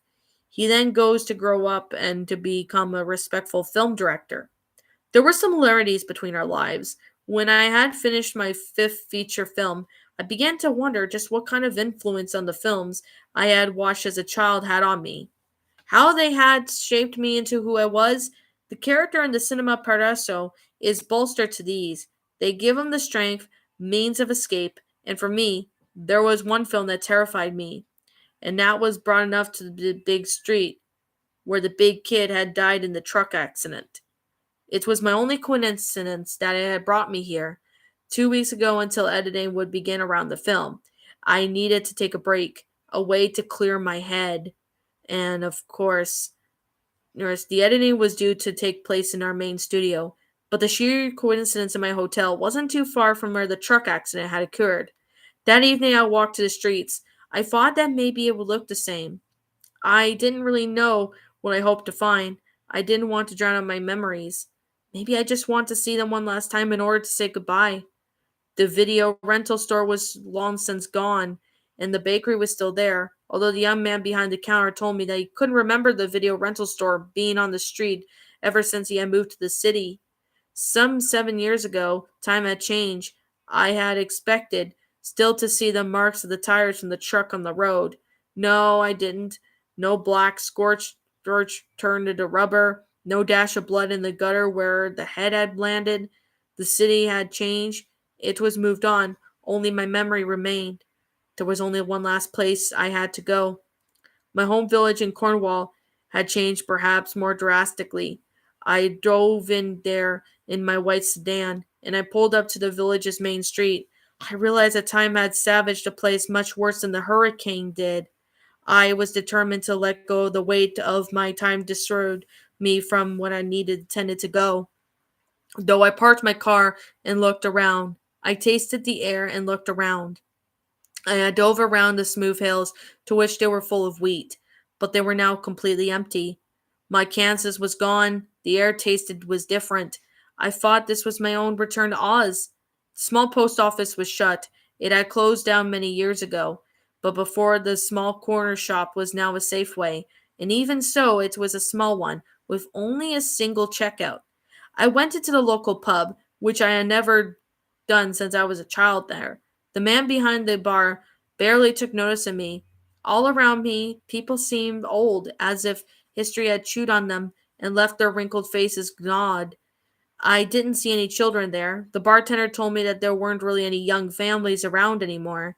No work around here. It seemed only the old people who had since worked the farms, waiting for the dust of the earth to reclaim them. Being in the village was painful. I felt like a relic. Something about the past had forgotten. Time had moved on, and I had moved on from the village. Had not. It had struggled. It had lost. I didn't want to stay for too long. I knew I wanted to make this quick before making it being there become too painful. Before the ghosts of my memories began to haunt me, I left the pub and started on my own walk. The school was the closest, so I went there first. It was a poor decision. The building itself was barren. The sign at the front of the school's name had once been such boldly etched onto it. It had been taken down. The building was abandoned. Without children to teach, there was no use of the school anymore. I learned from the man who owned the local pub in the hall where Chris had choked on the broken piece of eggshell so many years ago was still occasionally used for village meetings, but the classrooms has long since been abandoned. I walked around the building, peering into the rooms. They were all barren and emptied of furniture. No desks, no chairs, not one old Zelda blackboard. Its surface was covered in dust. When I got to the church, I realized before I stepped into the yard that the old oak tree was long gone. I found an old priest who was shocked with dirty white hair, and of course, hers hers pretty much. This is when the trending of the church. I asked him about the tree. He told me it caught a disease several years before, and they had to cut it down. I had walked to the yard and sure enough found the old dry patch ground where the tree once stood. The ground felt harder and the soil surrounding it and rose in a steady lump, just like this spoiled grave. The old farmhouse had been demolished. It had been concentrated over, as if prevent anyone else from building there. And of course the hill was still a foot square inch patch from the gray concrete that was now amongst the tall grass. I almost stumbled across it because the years had pushed the details of the location of it behind. When I found the small patch of concrete, I half expected to find a small plague of it as well. Perhaps dedication to the 4 children who had been murdered and buried there. There wasn't one. The concrete itself was cracked and old by then, bits of weed and grass peeking way through it like nature at its own fingertips. It was almost, I thought, was like the world wants to forget. I felt tired. The journey had been painful, bittersweet. I felt that I had made my homecoming. I felt the sadness too that it would bring. I wanted to leave. The memories were too strong, the ones that were so powerful for me, but the rest of the world had done its best to forget. I had made my way journey, or so I thought, but I wasn't done yet. The sun was starting to set by the time I reached the river. I don't know what brought me there. I had no idea, but I guided my steps. I had forgotten the village had by the river.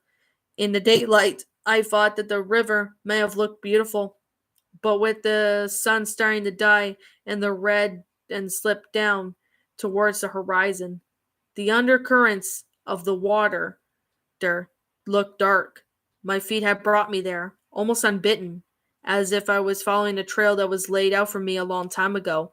This was where my broken, ruined yellow brick road leads me. That's when I remembered this is where she drowned. I didn't remember it all at once. The images came first. Her face and her eyes were wide with terror, the mouth splashing over her skin, making it glisten. Her mouth was unable to take in enough air. Her short black hair, slick almost scalp, in utterly disarray, and her water kept washing over her face, and the dark cloak of the current covering her a few fleeting moments before she broke the surface again, only to dip back into its icy embrace again. I was on the bank of the river. I was collapsing down on her arm, but it was so cold on a winter's night, and her coat was also too wet, and I was wearing gloves, and she kept slipping. I couldn't hold on. I couldn't get a good grip. I wasn't strong enough. I was only 6 years old, and she was 4, and the river had her. The river had her grip, and the water's like it had fingers, and it had a better grip on her than I ever could. She was crying, shouting for me to help her as the water was weighing down and stopping the words from escaping. She was drowning, and I was panicking. I was meant to look after her. She was my sister, and I was her big brother, and I was meant to protect her. I was meant to look for her, and she was drowning. She had fallen into the water, and it hit her with a splash, and a splash that was so loud it broke in the world. And I had forgotten. Maybe forgotten, and maybe I had my mind force the memory out, but I couldn't cope with it, not even when it was just a little boy. I remember my parents and their tears, and their ambulance was called, and my parents told me over and over it wasn't my fault, but it was. I was still that little boy who had made himself forget that he was standing on the riverbank, clutching onto the girl's arm as she was drowning. I then realized why I had to come here. I needed to make myself remember. I had to find the source of my fear. I remember what it was and had kept me up from this moment in my mind. She drowned in the river, and when she drowned. But of course, I hadn't remembered it since I had myself forget. That memory had seeped out into the movie, and that I realized. That was my secret. I kept it locked up inside me. But the memory had found a way. My little sister's ghost wouldn't be forgotten. Each time I thought about that damnable movie, each time I try to remember Return to Oz, I remember Dorothy Gale drowning in the river. But it wasn't Dorothy. It never had been Dorothy. It had been my little sister. She was a ghost, not some sinister, sulking figure that fristed for revenge. But she had been there, always, in my shadows haunting me, until I made my own journey into the past, made my own return to Oz. The film was important to me. I knew it now. I would never be free, even from it though. But of course, I tried to say goodbye. When I spoke my lost sister's little name on the riverbank, I knew that she would allow me to forever. I couldn't leave her behind.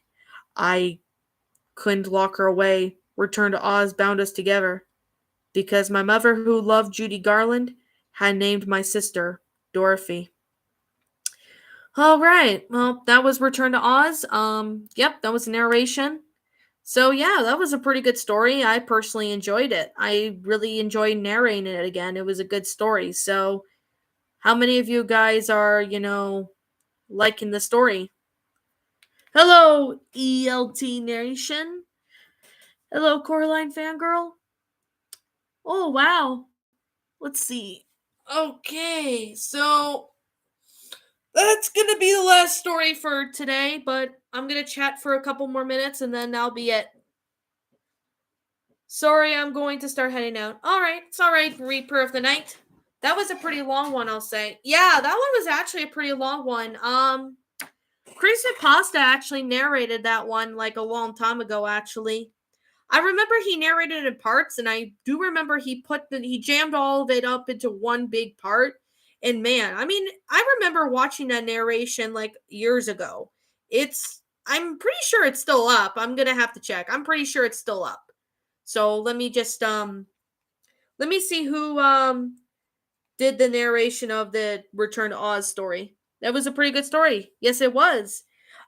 Creepy Ghost Stories did that story. Creeps with Pasta did it.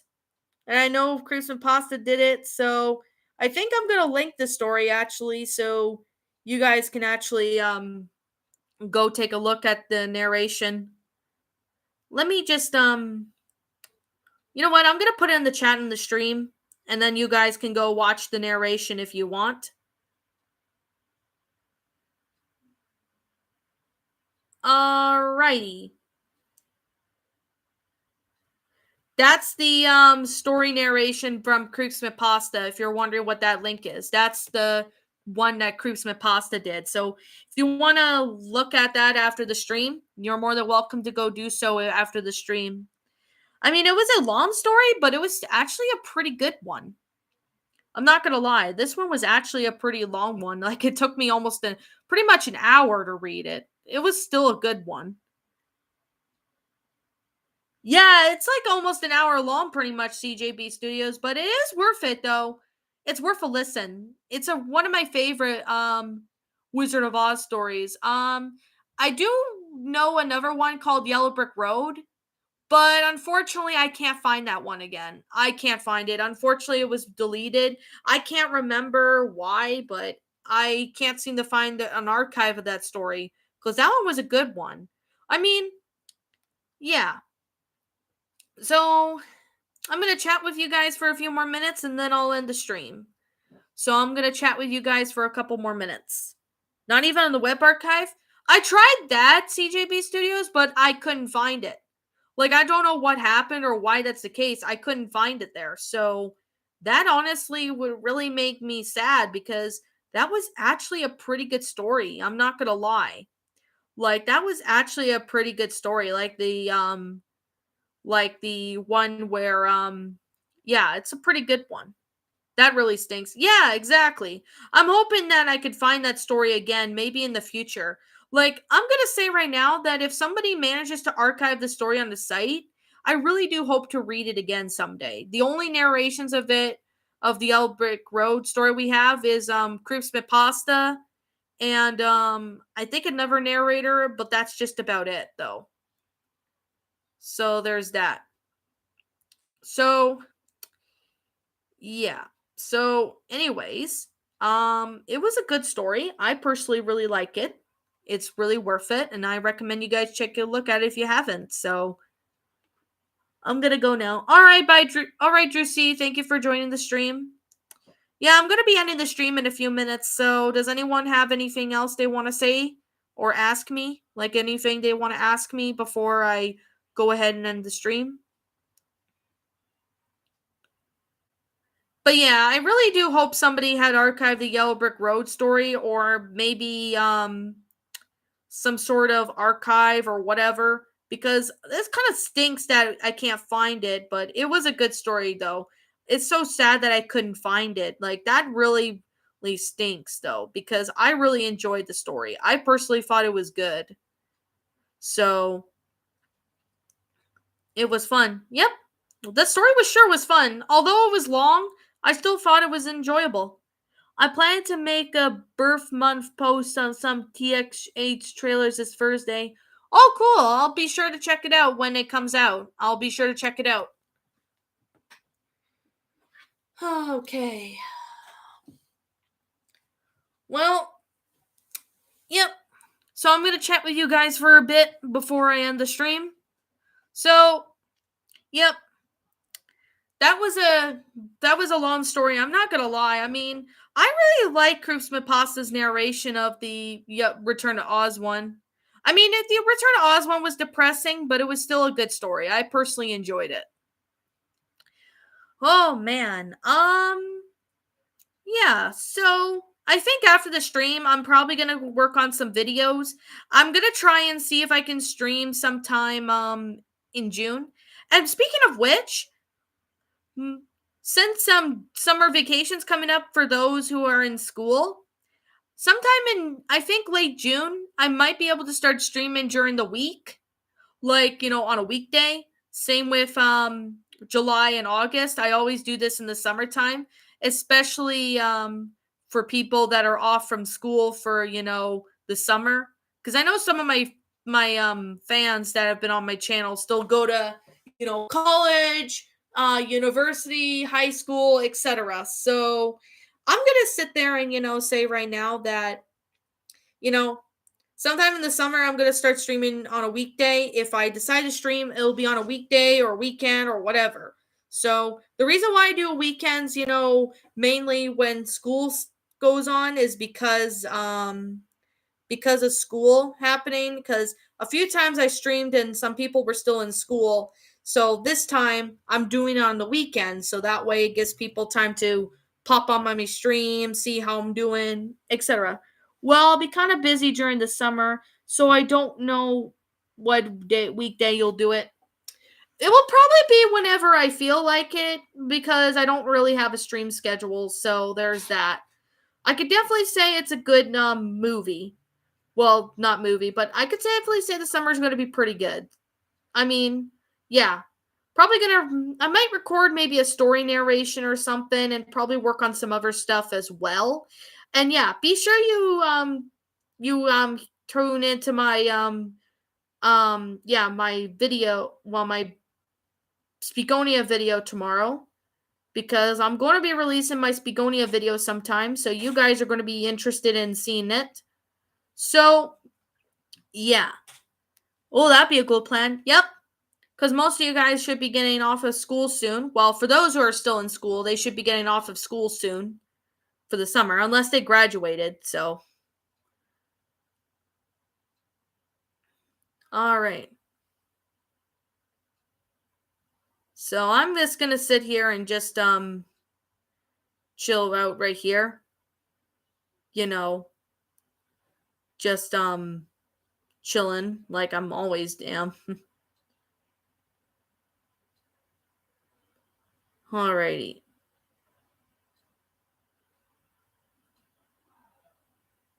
So yeah. I'll be joining a friend on her Batman Arkham City streams on Twitch this summer. Oh, cool. That'd be cool. I'm not sure who that is, but I'm sure that'd be cool. Yeah, I mean, the story time stream was pretty fun. So, yeah, I'm going to be ending the stream soon. So, yeah. You know what? I'm going to wait for the stream to get up to 2 hours, because I haven't done a 2-hour stream in a year. So, I'm going to do a 2-hour stream. And yeah, when it gets up to 2 hours, then sometime around there, I'll end the stream. So, her username on here in Twitch is Hexenbex. Okay. I'm going to have to go check that person out. I'm going to have to check them out. I never heard of them, but I'll have to go check them out sometime. Okay. So, yep. I'm just doing really good, just chilling. I haven't been done much, but it's still pretty good. So, I've been still doing all right. I mean, I did hear that Dead Island 2 came out, and I have not played the game yet, but I'll consider taking a look at it if I can. So, you could definitely guarantee that.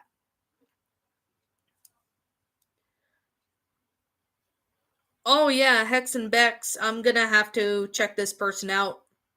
So there's that. Groovy, she's a creative gal and cosplay too. Ooh, nice. That is really cool. Raven, don't come any closer. Yep, that's pretty much Raven in a nutshell. I actually graduated from college 2 weeks ago. Oh, awesome! ELT Studios, awesome! Well, Nation, not Studios. Awesome, you've graduated from college. I know some of you guys have graduated from, college, university, and even high school. Some of you guys don't even go to college or university. I've graduated high school about years ago actually. 2018 was in June was the year I was the day I was the when I graduated. What's the matter? Afraid of the dark? Oh my gosh. I remember that scene where Raven talks like a demon. I mean, that was pretty sinister to be honest and dark. I do plan on playing all the characters in SSX Tricky free. So far I've played as Zoe and Moby Jones in the game. Oh, that's cool. That's pretty cool. Blaze the Firewolf. Year of 2022 for me. Oh, nice. Um, Now I did have a little bit of some issues, with some people in high school. I might talk about it maybe in a video or a stream someday, but I'm not really comfortable. Well, I wasn't really comfortable talking about it back then, and I'm kind of hesitant to talk about it down here because some teachers that I was associated with back then, I'm not saying they will stumble upon a video I made about, me talking about what they did and or something. But yeah, would you mind if I added a demonic voice effect to your Raven impression? Sure, CJB Studios, you're more than welcome to do that. In fact, that would be pretty cool. Um, I'm actually considering and doing some Raven voice impression, for my stories. Like any stories with Teen Titans, I'm considering and using my Raven impression for them because that just makes it more believable and it fits more into character for Raven at this point cuz you know, I could do actually a pretty decent impression of her. I could do a decent Starfire impression. Maybe not the best, but I do Ravens more often. So, oh, speaking of which, guys, I got Zombieland 2 Double Tap as well as Mortal Kombat the trilogy collection on DVD while I was on my mini vacation. So, yeah, I have yet to watch the second Zombieland movie. I've seen it like years ago before I moved to a new house. So, I'm going to have to watch it again. It was a very funny movie, not going to lie. It was funny. Okay. Um I'm not sure when Teen Titans and Saw will come out, but whenever I get the around to narrating it, I'll have it about. I actually love to hear your Starfire impression. All right, it may not be the best, but I'll do the best I can. Oh, nice. That's pretty cool, Robin. Oh, how joyous day! Hey, friend Robin, what seems to be the problem? Are you stuck underneath the bed? Yeah, it's my best Starfire impression. I mean, I know I kind of sound like a dry response Starfire, but at the same time, you know, I sound more like Raven more often because I'm very good impression with Raven.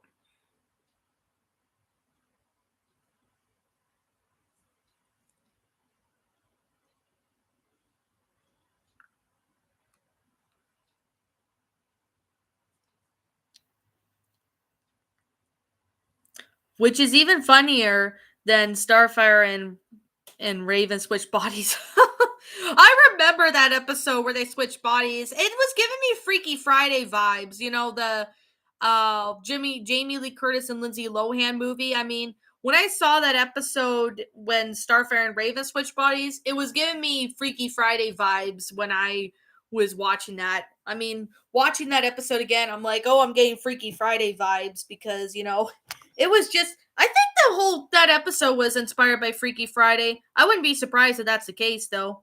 I haven't watched Freaky Friday in like a long time.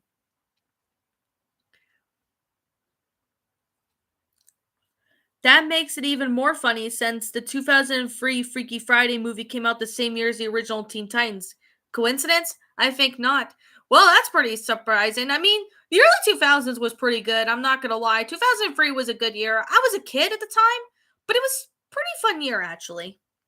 I have tried a Scott Minerva and Robin impression in the past, but just like my voice is just too deep. But my Bird Ward Robin, 60s Rob Batman TV show impression, on the other hand, sounds wholly sound alikes.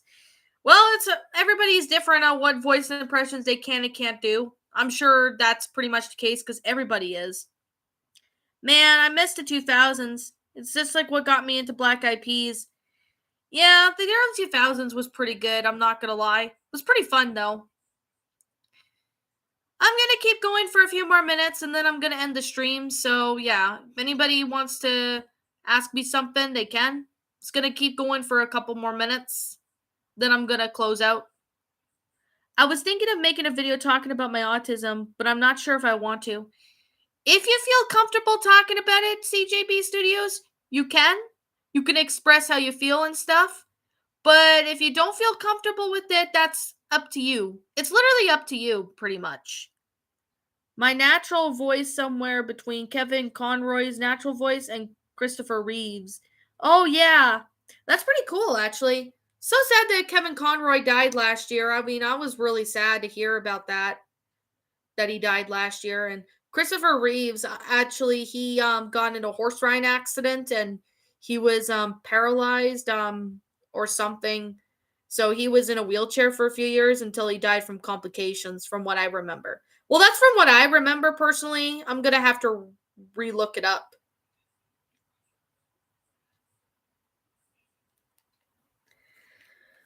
Oh, man.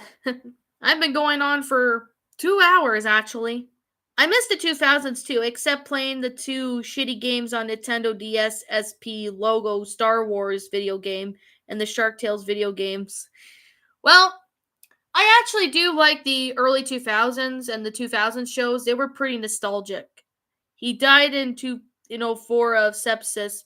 He was the best Superman. Oh yeah, he definitely was his best Superman. It was sad that he died though. Really sad though. Okay. Let's see.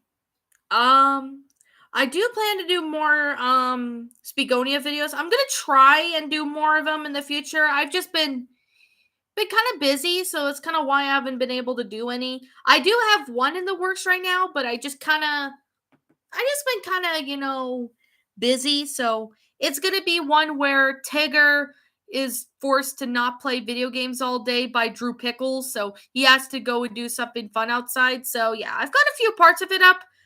Maybe I'll work on the next part maybe tonight or something whenever I get around to getting to it. So I'm hoping to release that in soon. I'm not sure when, but I'll see. Did I mention you enlisted saying such nice, inspiring comments to help cheer me up? Yeah, I think I remember you told me that. That's actually pretty nice because, I'm pretty much a nice person. I mean, if anybody harasses me or whatever, then yeah, they're not going to see a nice side of me. But if they want to get to know me and earn my trust, well, I got to see for myself if they're trustworthy or not. That's exactly what I do to new people, even newcomers that show up. Excuse me.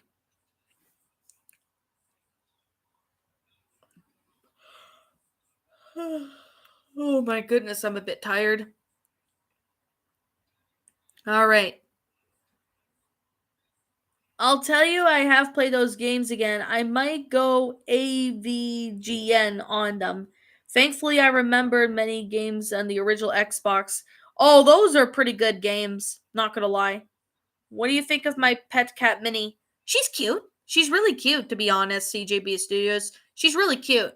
I've got 2 cats. One's 14 and one's around 8 or 9. So one who is 8 or 9 cannot see very well. So she's not very blind, but she just can't see very well because she's gotten older pretty much.